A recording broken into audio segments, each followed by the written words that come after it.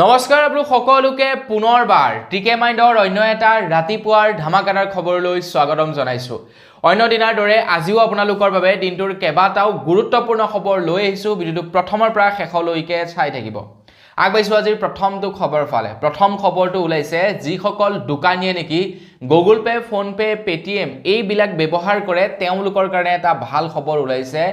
যদিহে 1 এপ্ৰিল তাৰিখৰ পৰা কোনো দোকানীয়ে 2000 টকা অনলাইন পেমেন্ট ৰিচিভ কৰে তেন্তে তেখেতলোকে 2003 টকা বেংকৰ একাউণ্টত লাভ কৰিব। 3 টকা এটা এতিয়াৰে পৰা চৰকাৰৰ ফালৰ পৰা কেছবেক হিচাপে প্ৰদান কৰিব যদিহে 2000 টকা ট্ৰানজেকচন কৰে এবাৰত। তো আপোনালোক যদি দোকানী আপোনালোকে যদি আপোনালোকৰ phone pay business, Google pay business বা পেটিএম বিজনেসত যদি আপোনালোকে 2000 টকা এটা ৰিচিভ কৰে তাৰ বিনিময়ত আপোনালোকে 2003 টকা এটা লাভ কৰিব 1 এপ্ৰিল তাৰিখৰ পৰা। তো আপোনালোকে অনলাইন মাধ্যমত পইচা লোৱাটো আৰম্ভ কৰি দিয়ক। আগবাইছো ইয়াৰ পাছৰটো খবৰ ফালে। ইয়াৰ পাছৰ খবৰটো ওলাইছে বেংকৰ একাউণ্টৰ লগত ৰিলেটেড। আপোনাৰ বাৰু বেংকৰ একাউণ্ট কোনটো বেংকত আছে কমেন্ট সেকশনত জনাই থৈ যাবচোন। আপোনালোকৰ বেংকৰ একাউণ্টত নিশ্চয় আপোনালোকৰ মোবাইল নাম্বাৰ লিংক হৈ আছে। তো এতিয়াৰে পৰা এটা নতুনকৈ নিয়ম বনাইছে কেন্দ্ৰ চৰকাৰৰ ফালৰ পৰা। এতিয়াৰে পৰা যিমানবিলাক নেকি টেলিকম কোম্পানী আছে টেলিকম কোম্পানী সমূহে এতিয়া প্ৰত্যেক সপ্তাহে বেংকসমূহক তেওঁলোকৰ সিম কাৰ্ডৰ যিবিলাক নেকি কনজিউমাৰ সেই কনজিউমাৰৰ ৰিপৰ্টসমূহ বেংকক সাবমিট কৰিব লাগিব বুলি জনাইছে। কোনে এইটো মাহত ৰিচাৰ্জ কৰিছে কিমান টকা, কোনে এইটো মাহত তেওঁলোকৰ সিম কাৰ্ডটো ৰিচাৰ্জ কৰা নাই, কোনে তেওঁলোকৰ সিম কাৰ্ডখন বেলেগ এটা কোম্পানীলৈ সোৱাইপ কৰিছে, এই সকলোবিলাক তথ্য এতিয়াৰে পৰা সিম কোম্পানীসমূহে বেংকক দিব লাগিব। কিয় বাৰু জানেনে? কাৰণ আজিকালি টেলিকম কোম্পানী এটা নতুনকৈ নিয়ম বনাইছে যে 3 মাহ যদি কন্টিনিউ ৰিচাৰ্জ নকৰে তেনে আপোনাৰ নামৰ সিম কাৰ্ডখন বেলেগ এজনক দি দিয়া যায়। এটা তেনে ক্ষেত্ৰত প্ৰবলেমটো ক'ৰ হৈ পৰে জানেনে বাৰু? আপুনি যেনিবা আপোনাৰ সেই নাম্বাৰটো বেংকত লিংক কৰি থৈছে, তো আপোনাৰ নাম্বাৰটো বেলেগ কোনোবা এজনক দি দিব টেলিকম কোম্পানীয়ে। তো আপোনাৰ যেনিবা বেংকৰ একাউণ্টত সব লিংক হৈ আছে, তো তেখেতে কি কৰিলে আপোনাৰ মোবাইল নাম্বাৰটো কি কৰিলে তেখেতে গুগল পে খুলিলে, আপোনাৰ বেংকৰ একাউণ্ট তেখেতৰ ওচৰত গুচি যাব। তো তেনে ক্ষেত্ৰত আপোনাৰ বেংকৰ একাউণ্টৰ পৰা পইচা উলিয়াই নিয়াত বা স্কেম কৰাৰ ক্ষেত্ৰত তেখেতৰ সহায় হ'ব। তো সেইবাবে এতিয়াৰে পৰা প্ৰত্যেক সপ্তাহে আপডেট দিব লাগিব যে আমি এই নাম্বাৰটো বেলেগ এজন ব্যক্তিক দি দিলোঁ, আপোনালোকে বেংকৰ পৰা ডিএক্টিভ কৰি দিব এই নাম্বাৰটো। তো এনে ধৰণৰ নিয়মবিলাকৰ কাৰণে এতিয়া 1 তাৰিখৰ পৰা প্ৰত্যেক সপ্তাহে টেলিকম কোম্পানীয়ে বেংকক তেওঁলোকৰ আপডেটবিলাক দি থাকিব। আগবাইছো ইয়াৰ পাছৰটো খবৰ ফালে। এটা বিৰাটেই বেয়া খবৰ ওলাইছে। 2024 চনত হেনো আমাৰ ভাৰতবৰ্ষৰ পৰা টেক কোম্পানীৰ পৰা প্ৰায় 23,000তকৈও অধিক এমপ্লয়ীক চাকৰিৰ পৰা উলিয়াইছে বুলি খবৰ ওলাইছে। 23,000তকৈও অধিক এমপ্লয়ীক টেক কোম্পানীৰ পৰা 2024 চনত চাকৰিৰ পৰা উলিয়াইছে। ইয়াৰ একমাত্ৰ কাৰণ কি বাৰু জানেনে? কোম্পানীবিলাকৰ বৰ্তমান সময়ত বৰ বিশেষ প্ৰফিট হোৱা নাই, তাৰ লগে লগে আৰ্টিফিচিয়েল ইন্টেলিজেন্স আহি গ'ল আৰু সেইবাবেও কোম্পানীবিলাকে এতিয়া তেওঁলোকৰ এমপ্লয়ী সংখ্যা কমাই দিছে। আনফালে এমেজনৰ ফালৰ পৰাও ঘোষণা কৰিছে এমেজনে প্ৰায় 15,000 এমপ্লয়ী চাকৰিৰ পৰা খেদাব বুলি কৈছে। এতিয়া মানুহবিলাকে চাকৰি বিচাৰি খাবা ধৰি খাব। আপোনালোকে যদি প্ৰাইভেট কিবা এটা জবো কৰি আছে তেন্তে তাতেই কৰি থাকক। এটা এনেকুৱা দিন আহিব আমাৰ ভাৰতবৰ্ষত যিটো সময়ত আপোনালোকে প্ৰাইভেট জবো বিচাৰি নাপাব। আগবাইছো ইয়াৰ পাছৰটো খবৰ ফালে। আপোনালোকে বাৰু আপোনালোকৰ মোবাইলত কিমান টকাৰ ৰিচাৰ্জ কৰে, আপোনালোকে ডেইলি কিমান জিবি ডাটা খৰচা কৰে কমেন্ট কৰি জনাবচোন। মই 2টা সিম কাৰ্ড ব্যৱহাৰ কৰোঁ। 2টা সিম কাৰ্ডত এটাত পাওঁ 2 GB কৈ ডাটা, এটাত পাওঁ 1 GB কৈ ডাটা আৰু লগতে 1000 GB লাভ কৰোঁ মোৰ সেই জিঅ' ফাইৰ জৰিয়তে। মোৰ প্ৰায় মোটামুটি আদায় হৈ যায় বুলি ক'ব পাৰি গোটেই মাহটোত। মই সাংঘাতিক ইউজ কৰোঁ। আপোনালোকে কিমান ইউজ কৰে সেইটো কমেন্ট সেকশনত জনাই থৈ যাব। এতিয়া খবৰ ওলাইছে যে প্ৰত্যেকজন ব্যক্তিৰ যদি গড় পাত্তা হিচাপত উলিওৱা যায় আমাৰ ভাৰতবৰ্ষত মোবাইল ব্যৱহাৰকাৰীসকলৰ, তেনেহ'লে এজন ব্যক্তিয়ে হেনো গড় পাত্তা 27.5 GB কৈ ডাটা প্ৰত্যেক মাহে ব্যৱহাৰ কৰে। 27.5 GB ডাটা প্ৰত্যেক মাহে গড় পাত্তা হিচাপত মানুহে ইণ্টাৰনেট কনজিউম কৰি আছে। ভাবক মানুহ কিমান এডিক্টেড হৈ গৈছে ইণ্টাৰনেটৰ প্ৰতি। আগবাইছো ইয়াৰ পাছৰটো খবৰ ফালে। আমাৰ ভাৰতে খুব শীঘ্ৰেই লঞ্চ কৰিবলৈ গৈ আছে এটা ব্ৰাউজাৰ, যেনেকৈ নেকি গুগল, যেনেকৈ নেকি ক্ৰম ব্ৰাউজাৰ, যেনেকৈ নেকি ফায়াৰফক্স বুলি আছে, যেনেকৈ নেকি UC ব্ৰাউজাৰ আছিলে, যেনেকৈ নেকি অপেৰা মিনি, ঠিক তেনেকুৱা ধৰণৰ ব্ৰাউজাৰ যিবিলাকত নেকি আমি বিভিন্ন ধৰণৰ বস্তু সাৰ্চ কৰিব পাৰোঁ, ঠিক তেনেকুৱা ধৰণৰ এটা সাৰ্চ ইঞ্জিন বা ব্ৰাউজাৰ এতিয়া আমাৰ ভাৰতে লঞ্চ কৰিবলৈ গৈ আছে বুলি জনাইছে। এটা কেতিয়া লঞ্চ কৰে নাজানো, শুনা পাইছিলোঁ যে হোৱাটছআপো লঞ্চ কৰিব বুলি এতিয়ালৈকে দেখোন হোৱাটছআপ অহাই নাই তো দেখা যাওক এতিয়া ব্ৰাউজাৰ লঞ্চ কৰিব বুলি কৈছে AI লঞ্চ কৰিব বুলি কৈছে কি নকৰে ভাৰতে কিন্তু এতিয়ালৈকে এটাওহে হোৱা নাই অৱশ্যে আগবাইছো ইয়াৰ পাছৰটো খবৰ ফালে যোৱাকালিৰ খবৰটোত মই আপোনালোকক জনাইছিলোঁ যে লখিমপুৰৰ লালুকৰ আদৰ্শ চিকিৎসালয়ত জৰুৰীকালীন সেৱা বন্ধ কৰি থোৱা হৈছে ইয়াৰ একমাত্ৰ কাৰণ হৈ গ'ল ডক্টৰৰ অভাৱত জৰুৰীকালীন সেৱা বন্ধ কৰি ৰখা হৈছিলে তো আপোনালোকৰ যদি হঠাতে কিবা এটা হয় ৰাতি আপোনালোকে আনি একো লাভ নাই আপোনালোকে নিব লাগিব সিদ্ধা লখিমপুৰ মেডিকেল কলেজ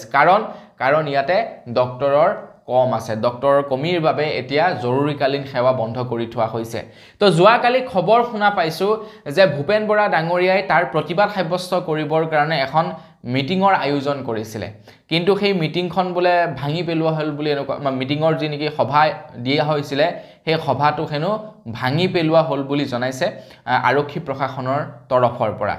তো হেতু আৰক্ষী প্ৰশাসনক আমি দুখ দি লাভ নাই ওপৰৰ পৰা যিটো নিৰ্দেশনা আহিছে তেওঁলোকে সেই নিৰ্দেশনা মতেই কাম কৰিছে ভাঙি পেলাইছে কংগ্ৰেছক মিটিং কৰিবলৈ দিয়া নাই তো কংগ্ৰেছে একচুয়ালি মিটিং কৰিছিলে এই সন্দৰ্ভত প্ৰতিবাদ সাব্যস্ত কৰিছিলে যে লালুক অঞ্চলটো বহুত ডাঙৰ অঞ্চল কিন্তু বহুত দূৰৰ পৰা মানুহে লালুক মেডিকেলত চিকিৎসা কৰিবলৈ আহে গতিকে ইমান এখন ডাঙৰ হস্পিটেলত চিকিৎসকৰ অভাৱ এইটো বিৰাট লজ্জাজনক বিষয় তো অসম চৰকাৰ মই যোৱাকালি কৈছিলোঁ নহয় বৰ্তমান সময়ত আমাৰ অসম চৰকাৰে বহুত ঘৰ বনাইছে কিন্তু চিকিৎসালয়ত চিকিৎসক দিব পৰা নাই আগবাইছো ইয়াৰ পাছৰটো খবৰ ফালে ইয়াৰ পাছৰ খবৰটো ওলাইছে আমাৰ অসমৰ বিধানসভাৰ মজিয়াৰ পৰা আমাৰ অসমৰ বিধানসভাৰ মজিয়াত বৰ্তমান সময়ত বাজেট অধিৱেশন চলি আছে তাৰ মাজতেই আমি প্ৰত্যেক দিনেই দেখিবলৈ পাওঁ যে অখিল গগৈ ডাঙৰীয়া দেৱে বিভিন্ন প্ৰশ্ন সোধে আৰু বিভিন্ন সময়ত অখিল গগৈ ডাঙৰীয়াৰ মাইকটোকে বন্ধ কৰি দিয়া হয় কেতিয়াবা তেখেতক সদনৰ পৰা উলিয়াই দিয়া হয় এনেকুৱা ধৰণৰ ঢেৰ আমি তেখেতক অপদস্থ কৰা দেখিবলৈ পাওঁ কিন্তু যোৱাকালি দেখা পালোঁ ৰূপজ্যোতি কুৰ্মীয়ে তেখেতক অপদস্থ কৰিছে আৰু অপদস্থ কৰিছে তেখেতক মাৰিবৰ কাৰণে চুচা মাৰি গৈছিলে আৰু অশ্লীল শব্দ গালিগালাজ তেখেতে সদনৰ মাজমজিয়াত অখিল গগৈ ডাঙৰীয়াৰ ওপৰত কোৱা দেখিবলৈ পোৱা গ'ল তাৰ পাছত কিন্তু সদনৰ মাজমজিয়াত অধ্যক্ষজনে কি কৰিব লাগিছিলে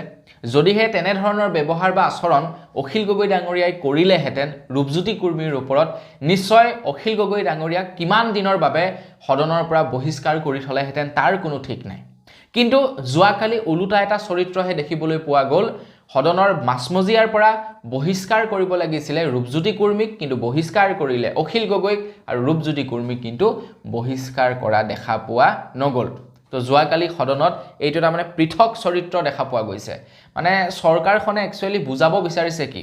যে আমি সৰ্বা আমি যিটোকে কৰিব বিচাৰোঁ সেইটোকে কৰিব পাৰিম যিটোকে কৰিম বুলি ভাবো সেইটোকে কৰিম আমাৰ এগেইনষ্টত যদি কোনোবাই মাত মাতিব বিচাৰে তেখেতক যি প্ৰক্ৰিয়াৰে নহওক কিয় আমি দমন কৰিম আৰু তাৰ পাছতে যোৱাকালি শিৱসাগৰত ইয়াৰ প্ৰতিবাদ সাব্যস্ত কৰাও দেখা পোৱা গ'ল শিৱসাগৰত এতিয়া ৰূপজ্যোতি কুৰ্মীৰ নো এন্ট্ৰি এতিয়া ৰূপজ্যোতি কুৰ্মীক শিৱসাগৰ সমষ্টিত এন্ট্ৰি কৰিবলৈ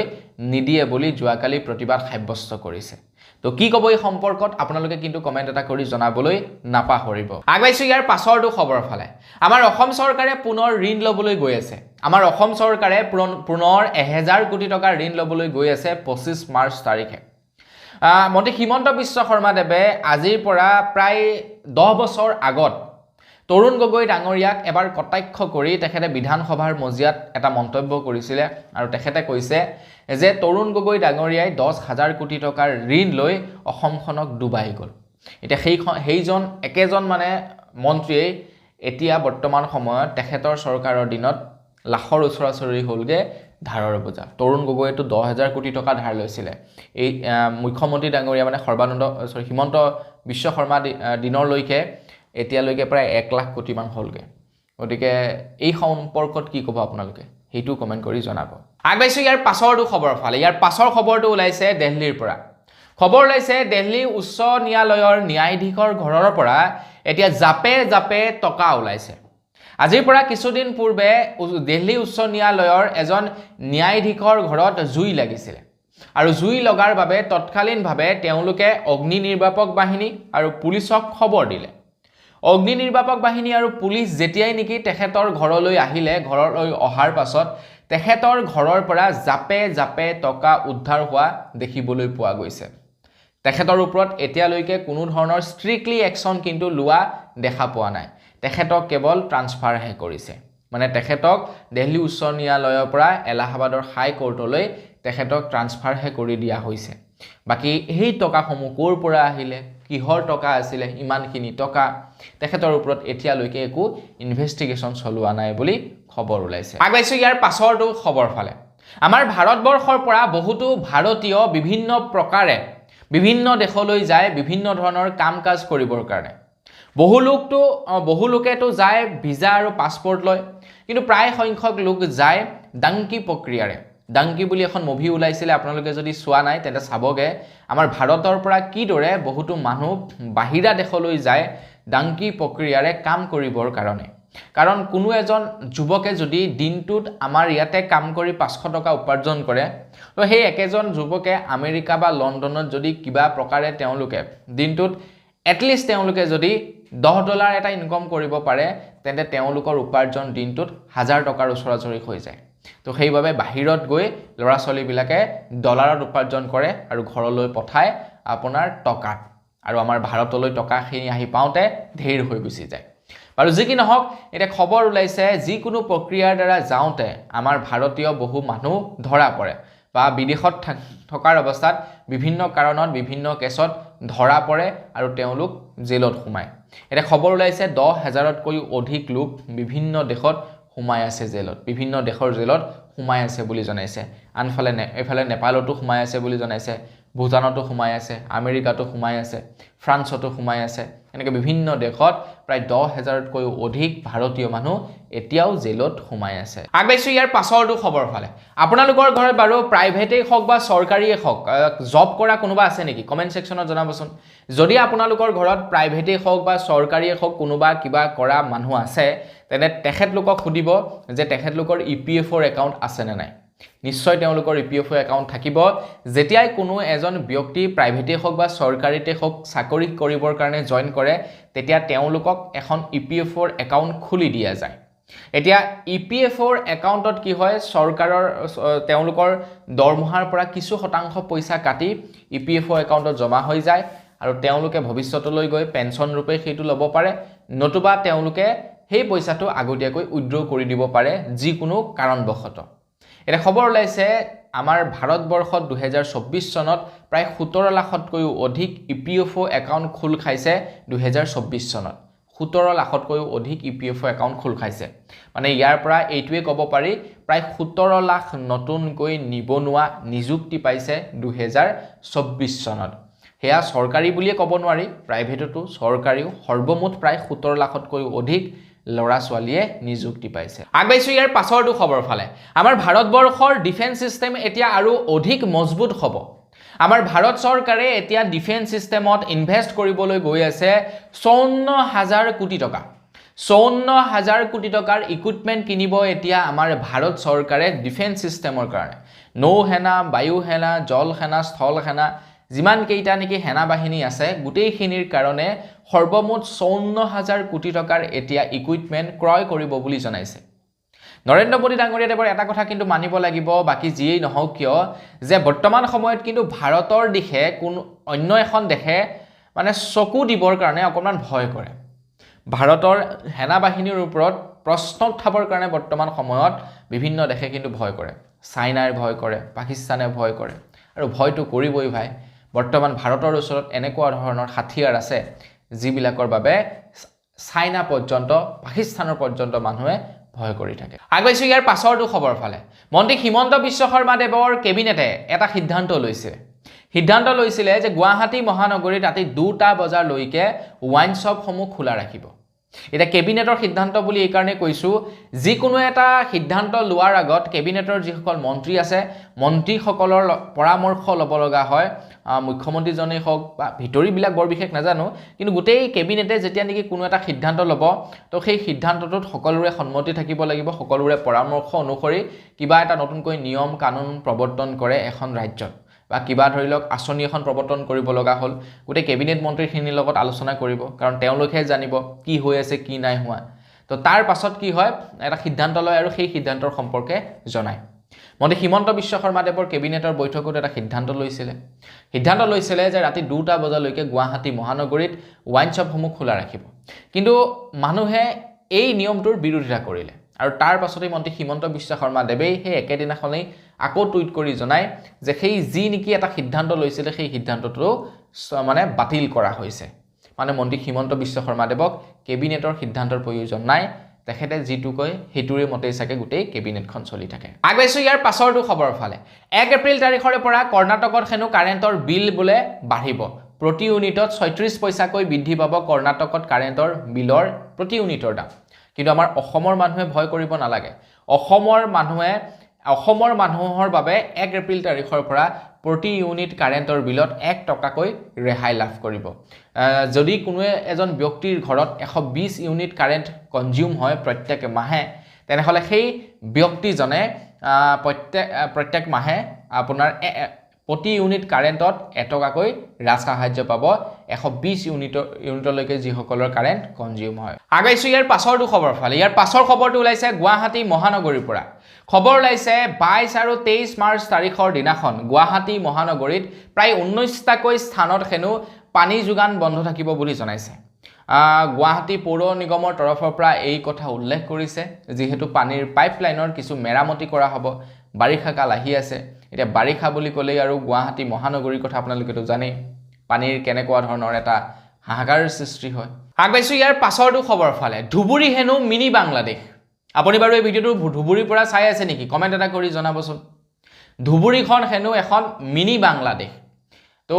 মিনি বাংলাদেশ কি কাৰণে আখ্যা দিছে সেই সম্পৰ্কে নাজানো কিন্তু এইটো আখ্যা দিছে এজন কেন্দ্ৰীয় বিজেপিৰ মন্ত্ৰীয়ে বিজেপি মন্ত্ৰীয়ে কৈছে ধুবুৰীখন হেনো মিনি বাংলাদেশ যদি ধুবুৰীখন প্ৰকৃততে মিনি বাংলাদেশ হৈছে তেনেহলে এইটোত কাৰ বিফলতা ধুবুৰীবাসীৰ বিফলতা নে চৰকাৰৰ বিফলতা অবিয়াসলি চৰকাৰৰ বিফলতা যদি মিনি বাংলাদেশলৈ পৰিণত হৈছে তেন্তে তেওঁলোকে সেইটোক ৰোধ কৰিব পৰা নাই কিয় যদি তাতে বাংলাদেশী আহি সোমাইছে তেন্তে তেওঁলোকে সেইটোক ৰোধ কৰিব পৰা নাই কিয় যদি ধুবুৰীখন সঁচাকৈ মিনি বাংলাদেশলৈ পৰিণত হৈছে হয় না নহয় আপোনালোকে নিজে এনালাইজ কৰি কথাষাৰ ক'বচোন তো তেখেত কেন্দ্ৰীয় মন্ত্ৰীৰ তৰফৰ পৰা জনাই দিলে যে ধুবুৰীখন হেনো আপোনাৰ এখন মিনি বাংলাদেশ এতিয়া তেখেতৰ এই মন্তব্যৰ পাছতেই বিভিন্ন স্থানত তেখেতৰ ওপৰত প্ৰতিবাদ সাব্যস্ত কৰা দেখা পোৱা গৈছে আনকি আমাৰ অসমৰ বিজেপিৰ নেতাসকলেও এই সম্পৰ্কত মাত মাতিছে আৰু তেখেতলোকেও কৈছে যে কোনো এটা ডাটা নোলোৱাকৈ বা কোনো এখন ঠাইৰ বিষয়ে তেনেকৈ মন্তব্য কৰাটো ভুল বুলি তেওঁলোকে আখ্যা দিছে আপোনালোকে কি ক'ব এই সম্পৰ্কত জনাই যাওক আগবাইছো ইয়াৰ পাছৰটো খবৰ ফালে ইয়াৰ পাছৰ খবৰটো ওলাইছে কেন্দ্ৰীয় চৰকাৰৰ যিসকল চাকৰিয়াল আছে তেওঁলোকৰ বাবে 1 এপ্ৰিল তাৰিখৰে পৰা আমাৰ ভাৰতবৰ্ষত প্ৰৱৰ্তন কৰা হ'ব ইউপিএছ সিস্টেম মানে ইউনিফাইড পেনশন সিস্টেম লাগু কৰা হ'ব আমাৰ ভাৰতবৰ্ষত 1 তাৰিখৰ পৰা তো তাৰ বাবে 1 তাৰিখৰ পৰা এপ্লিকেশন ফৰ্ম জাৰি কৰা হ'ব যিসকল কৰ্মচাৰীয়ে এনপিএছ বিচাৰে তো তেওঁলোকে এনপিএছ ল'ব পাৰে আৰু যিসকলে ইউপিএছ বিচাৰে ইউপিএছ ল'ব পাৰে তেওঁলোকক আবেদন কৰিবৰ কাৰণে সুবিধা প্ৰদান কৰা হ'ব বুলি জনাইছে কেৱল কেন্দ্ৰীয় চৰকাৰৰ চাকৰিয়ালসকলৰ বাবে এই সুবিধা আহিছে বাকি ৰাজ্য চৰকাৰৰ চাকৰিয়ালৰ বাবে কিন্তু নহয় আগবাইছে একেবাৰে শেষৰটো খবৰ ফালে একেবাৰে শেষৰ খবৰটো ওলাইছে আমাৰ অসমৰ ৰাজ্য চৰকাৰৰ চাকৰিয়ালসকলৰ বাবে অসমৰ ৰাজ্য চৰকাৰৰ চাকৰিয়ালসকলক অসম চৰকাৰে দিব এতিয়া আপোনাৰ 1 কোটি টকাৰ তেওঁলোকক বীমা প্ৰদান কৰা হ'ব জীৱন বীমা প্ৰদান কৰা হ'ব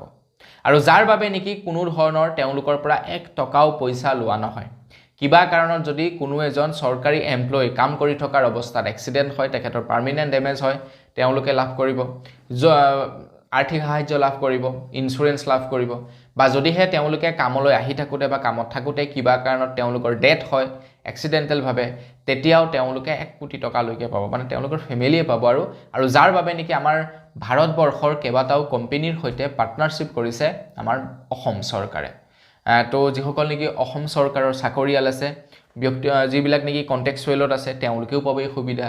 যিসকলে নেকি নিয়মীয়া তেওঁলোকেও সুবিধা পাব মানে অসম চৰকাৰৰ চাকৰিত যিসকলে নিয়োজিত হৈ আছে প্ৰত্যেকই এই ফেসিলিটি লাভ কৰিব তো বন্ধু-বান্ধৱীসকল বস আজিৰ ভিডিঅ' জনাবলগীয়া খবৰ ইমান কেইটাই আছিল খবৰ কেইটা জানি আপোনালোকৰ কেনে লাগিলে কমেন্ট কৰি জনাব যদি ভাল লাগিলে লাইক এটা কৰিব চেনেলটো সাবস্ক্ৰাইব কৰা নাই সাবস্ক্ৰাইবটো কৰি ল'ব পুনৰ এটা ভিডিঅ' লগ পোৱাৰ খাজল বিদায় মাগিছো ধন্যবাদ জয় অসম